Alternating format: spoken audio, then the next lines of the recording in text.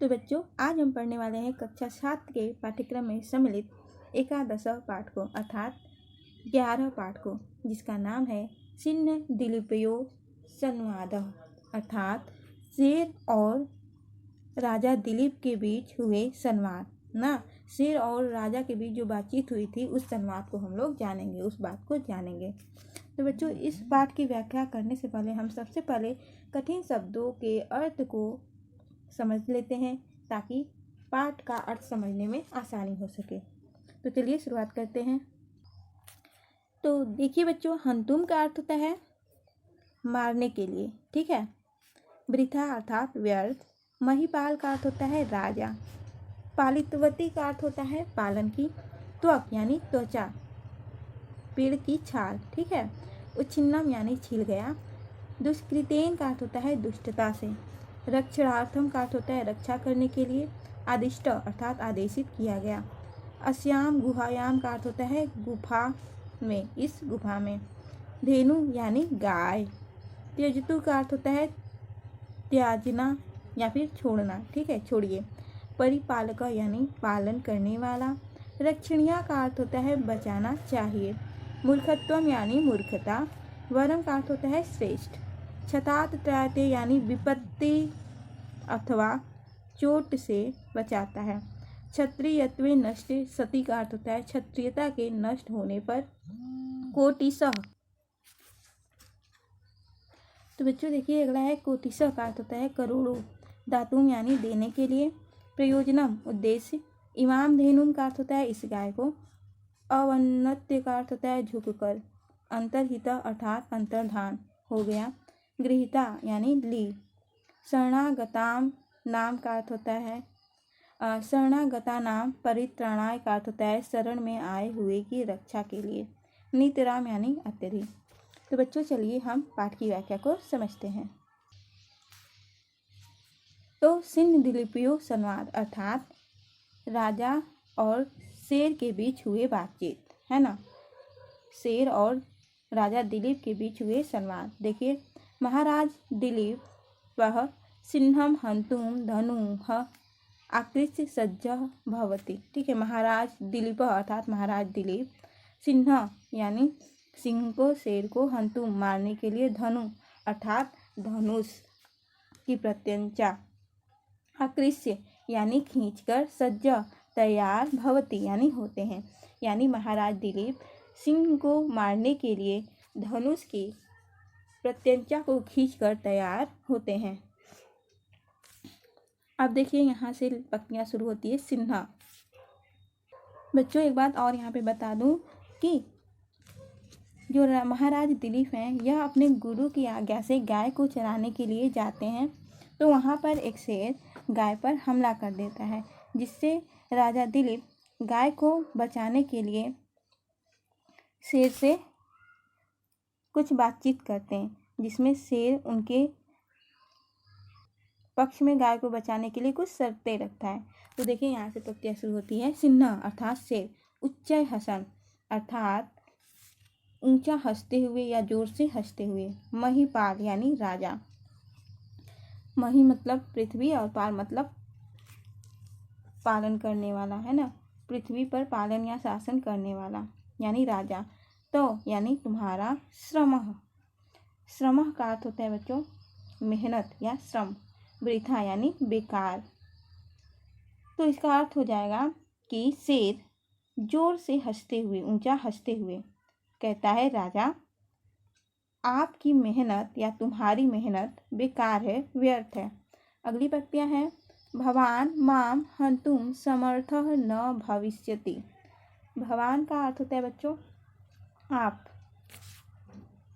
माम मतलब मुझे, हंतुम यानी मारने में, समर्थ यानी कि समर्थ, न मतलब नहीं, भविष्यति यानी होगा या होंगे, ठीक है। तो इसका अर्थ होगा कि आप मुझे मारने में समर्थ नहीं होंगे या नहीं हो पाओगे। अगला लाइन है दिलीप भवान कह, यानी भवान का अर्थ होता है आप या फिर तुम। कह मतलब कौन, यानी दिलीप आप कौन हैं। किम इच्छति, किम मतलब क्या और इच्छति मतलब चाहते हैं, क्या चाहते हैं। आप कौन हैं, क्या चाहते हैं। तो सिन्हा भगवतः शंकरस्य सेवकः अहम कुंभोदरः अस्मि। भगवतः का अर्थ होता है भगवान, शंकरस्य अर्थात शंकर का, सेवक यानी सेवक, अहम मतलब मैं, कुंभोदर अर्थात कुंभोदर, अस्मि यानी कि हूँ। तो देखिए शेर सिंह बोलता है कि मैं भगवान शंकर का सेवक हूँ। अगली लाइन है अहम एताम धेनुम हनिष्यामि। अहम का अर्थ होता है मैं, एताम यानी इस, धेनु यानी गाय को, हनिष्यामि अर्थात मारूंगा, यानी इसका अर्थ हो जाएगा कि मैं इस गाय को मारूंगा। तो बच्चों आशा करती हूँ कि ये पंक्ति आपको समझ में आई होगी।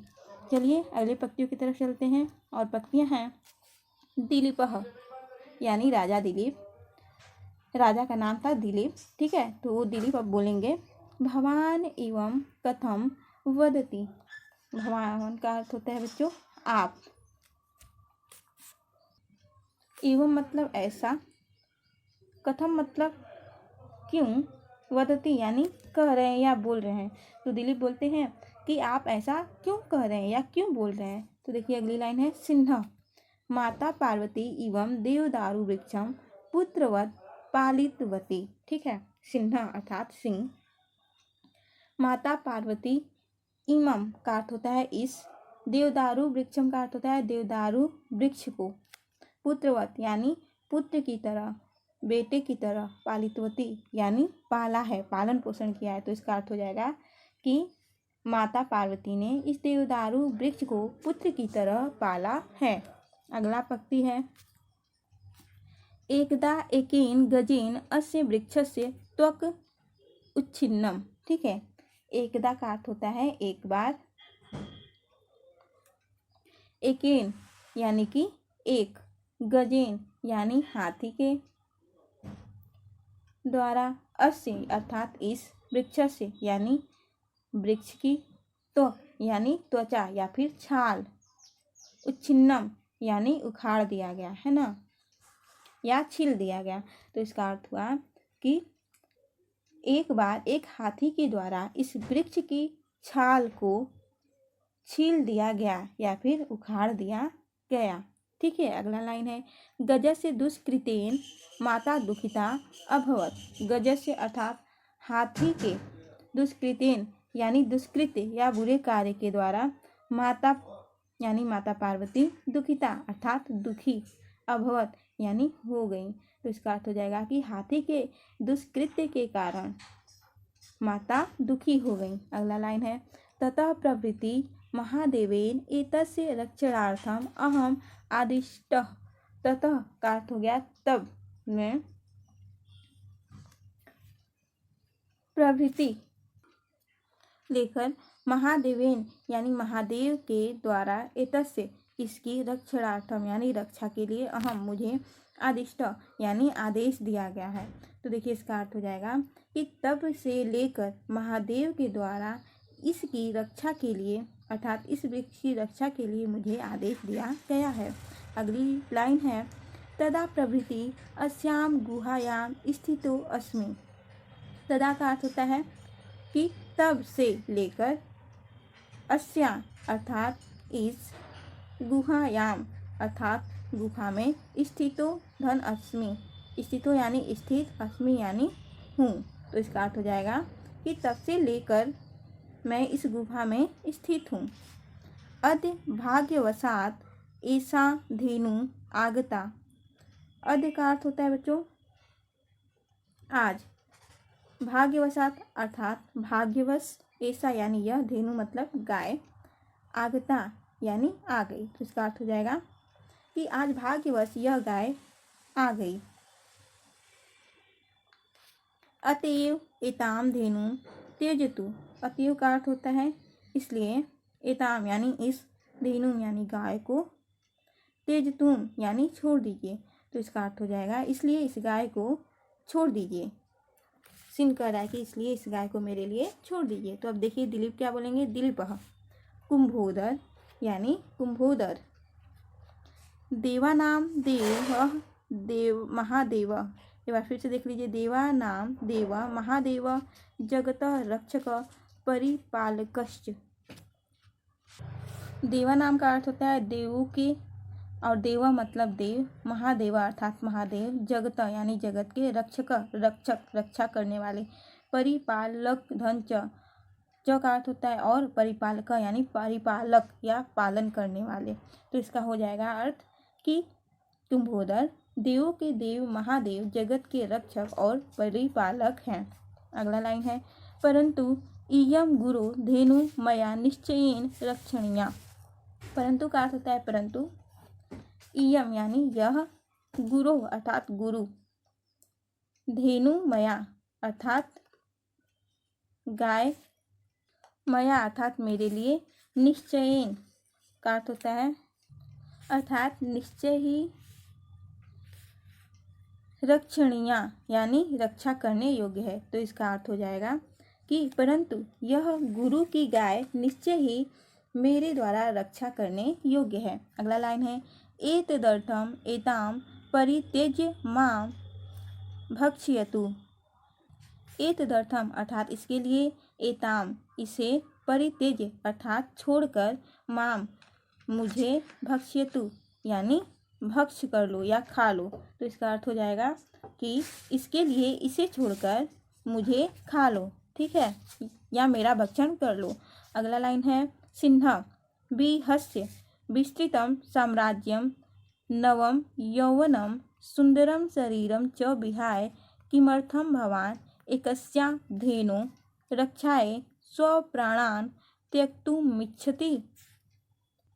सिन्हा यानी सिंह या शेर, बिहस्य अर्थात हंसकर, विस्तृतम का अर्थ होता है विशाल, साम्राज्यम यानी साम्राज्य, नवम नौ, यौवनम का अर्थ होता है यौवन, सुंदरम सुंदर, शरीरम शरीर को, च यानी और, विहाय का अर्थ होता है बच्चों छोड़कर, किमर्थम यानी क्यों, किस लिए, भगवान आप, एकस्या अर्थात एक, धेनु अर्थात गाय के लिए, रक्षाए यानी रक्षा के लिए, स्व अर्थात अपने, प्राणान यानी प्राणों को, त्यक्तुमिच्छति अर्थात त्यागना चाहते हैं। तो देखिए इसका अर्थ हो जाएगा कि सिंह हंसकर, विशाल साम्राज्य, सिंह जो है वो हंसकर बोलता है कि विशाल साम्राज्य, नौ यौवन और सुंदर शरीर को छोड़कर आप क्यों एक गाय की रक्षा के लिए अपने प्राणों को त्यागना चाहते हैं।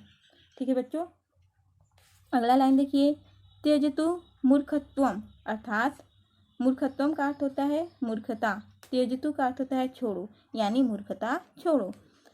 धेनु जीवनस्य अपेक्षया भवताम जीवनम वरम।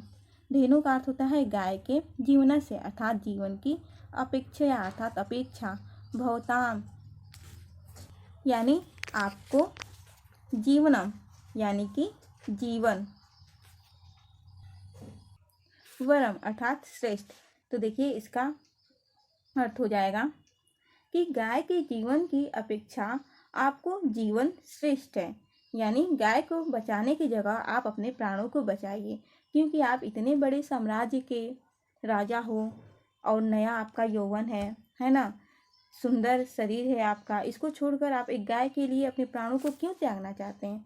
तो देखिए अगली पंक्तियां हैं यतो ही भवान जीवितश्चेत् सर्वासां प्रजानां सम्यक पालनम भविष्यति।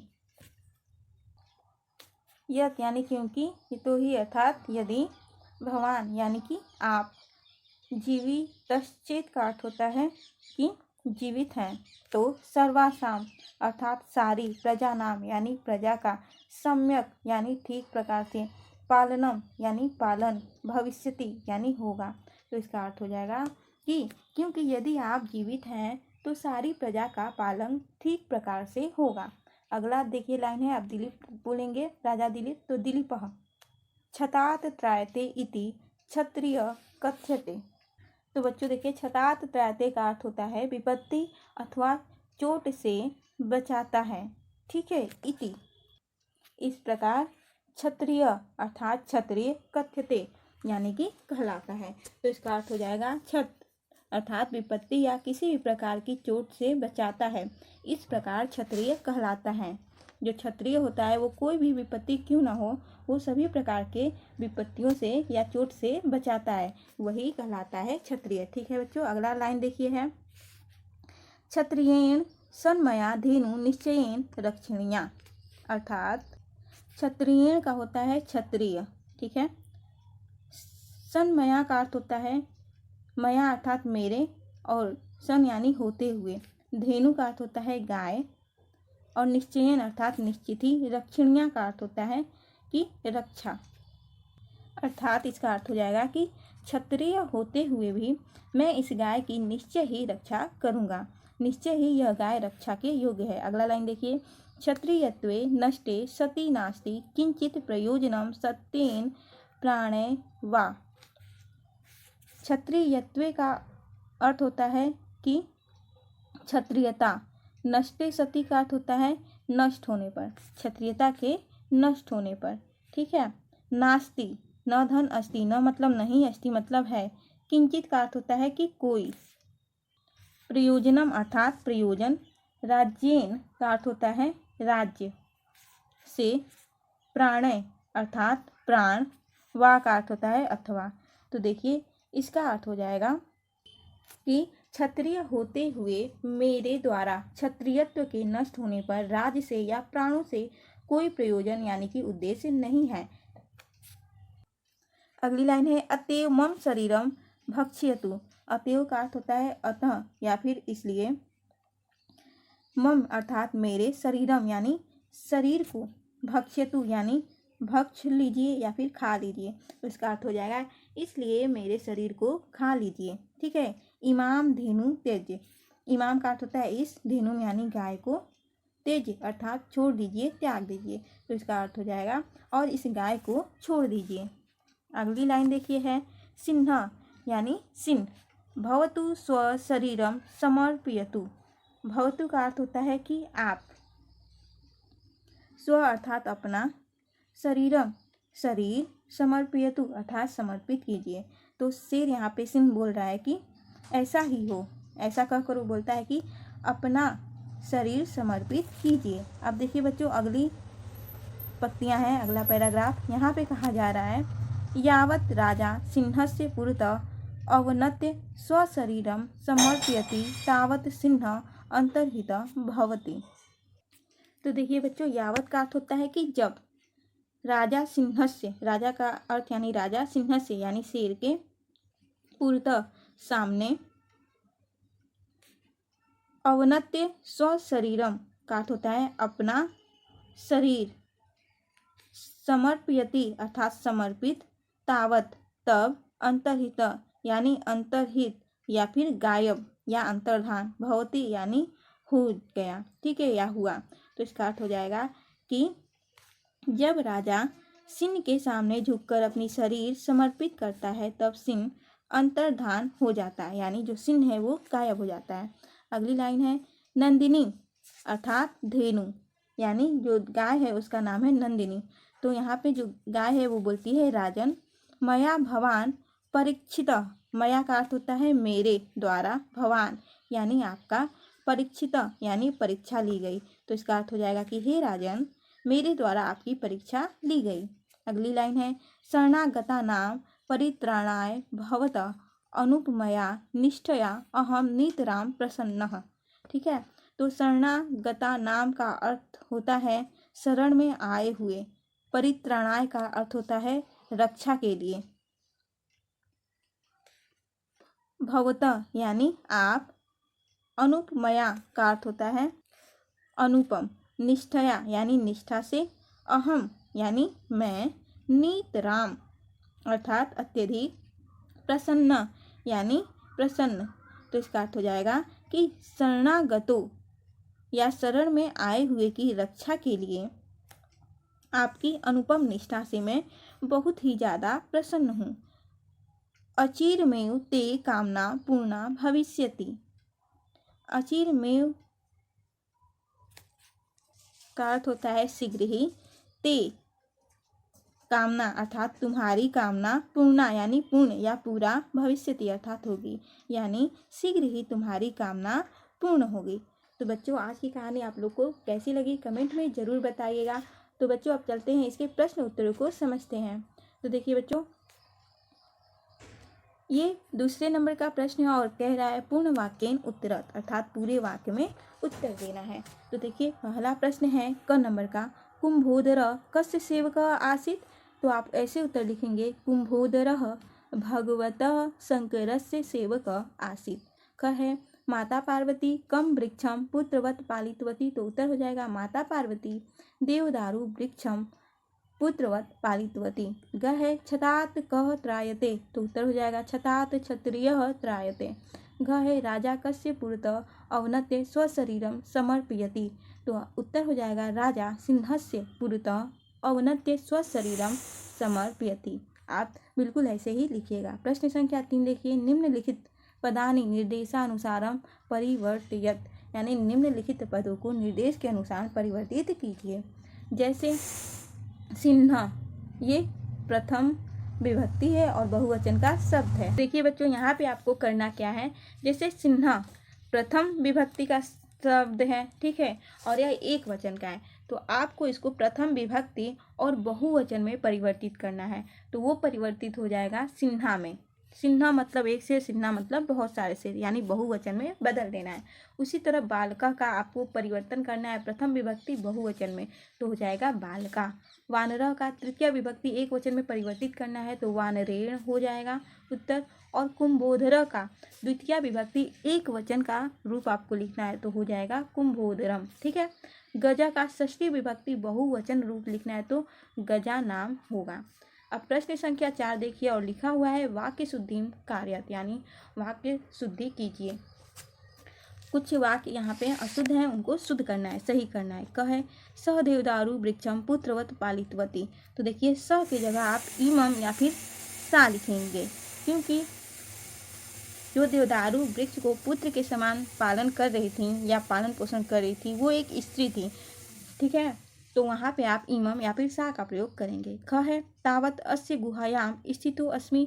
तो आप ऐसे लिखेंगे कि अस्याम स्थितो अस्मि, तावत अस्याम स्थिति अस्ति।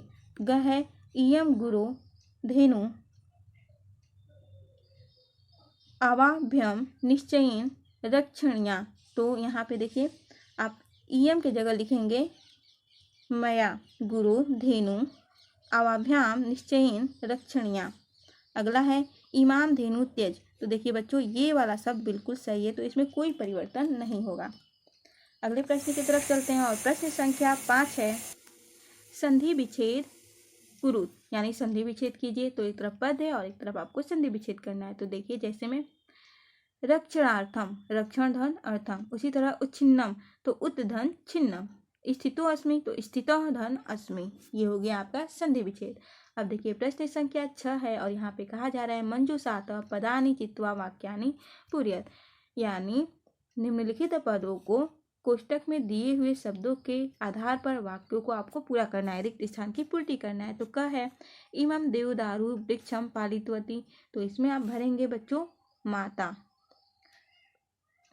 पुत्रवत, ठीक है। इमम देवदारू वृक्षम पुत्रवत, पहले वाले में भरेंगे आप ये पुत्रवत पालितवती। दूसरा है गजस्य अनया दुष्कृतेन अतीव दुखिता अभवत। तो इसमें भराएगा माता, ठीक है, दूसरे वाले में माता। गजस्य अनया दुष्कृतेन माता अतीव दुखिता अभवत। ग है माम हंतुम समर्थ न भविष्यति। तो बच्चों इसमें भराएगा भगवान। घ है त्रायते इति क्षत्रिय। तो छतात, चौथे में भराएगा छतात त्रायते इति क्षत्रिय। इमाम धेनु त्यज, पांचवें में भराएगा त्यज। तो बच्चों चलिए अगले प्रश्न की तरफ और प्रश्न संख्या 7 देखिए है अधोलिखित पदानि प्रयुज्य वाक्य रचनाम कुरुत। जैसे वृक्ष का प्रयोग करके आपको एक वाक्य का रचना करना है। जिस तरह से आप हिंदी में वाक्य प्रयोग करते हैं वैसे ही संस्कृत में वाक्य प्रयोग करना है। तो देखिए जैसे कि अत्र एक आम्र वृक्ष अस्ति। यहाँ पर कोई भी आप वाक्य बनाएं, जैसे भी बनाएं, वहाँ पे एक यहाँ पे शब्द दिया गया रहेगा उसी का प्रयोग करके आपको वाक्य बनाना है। तो देखिए यहाँ पर है ना वृक्ष, अत्र एक आम्र वृक्ष अस्ति। उसी तरह सिन्हा शब्द का प्रयोग करके एक वाक्य बनाना है। तो अत्र एक सिन्हा अस्ति राजा, अत्र एक नृप अस्ति सेवक, कुंभोदर भगवत शंकरस्य सेवक आसीत्। ठीक है, एक बात आप ध्यान में रखिएगा, हनिष्यामि हन धानु धातूनाम लिट् लकारे उत्तम पुरुषस्य एक वचने इदम रूप भवति। ठीक है, हनिष्यामि हन धातु का लिट् लकार का उत्तम पुरुष का एक वचन रूप है। ठीक है, इसी प्रकार से यहाँ पे कुछ और भी दिया गया है जो कि लिट् लकार का उत्तम पुरुष का एक वचन रूप है, जैसे भविष्यामि, करिष्यामि, चेत्यादिनी, रूपाणी, ये सब लिट् लकार के रूप हैं। ठीक है, पठिष्यामि यह भी लिट् लकार का ही रूप है। तो बच्चों, आज का क्लास आपको कैसा लगा कमेंट में ज़रूर बताइएगा। अगर वीडियो अच्छी लगी हो तो प्लीज़ वीडियो को लाइक ज़रूर कीजिए। तो बच्चों, हम मिलते हैं अपने अगले क्लास में एक नए चैप्टर के साथ। तब तक के लिए बच्चों धन्यवाद। वीडियो को लाइक ज़रूर कीजिएगा।